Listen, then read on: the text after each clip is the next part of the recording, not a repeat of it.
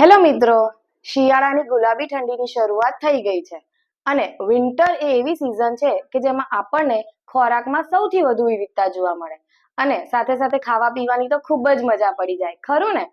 તો આખા વર્ષની એનર્જી બૂસ્ટ કરવા અને ઇમ્યુનિટીને વધારવાની બેસ્ટ સિઝન એટલે જ શિયાળો.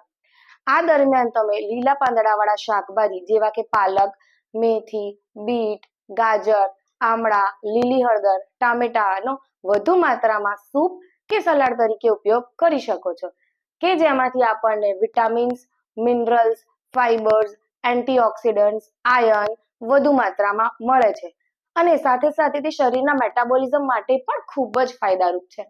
હવે ડાયાબિટીસ ધરાવતા વ્યક્તિને પ્રશ્ન થાય કે મારે શિયાળુ પાક કે વસાણા લેવા કે નહીં, તો તમે વસાણા જેવા કે ખજૂર પાક, અડદિયા પાક, મેથી પાક, સાલમ પાક વગેરે ખાંડમાં નહીં પણ ગોળમાં બનાવેલા પ્રમાણથી તમારા ડોક્ટર કે ડાયટિશિયનની સલાહ મુજબથી લઈ શકો છો.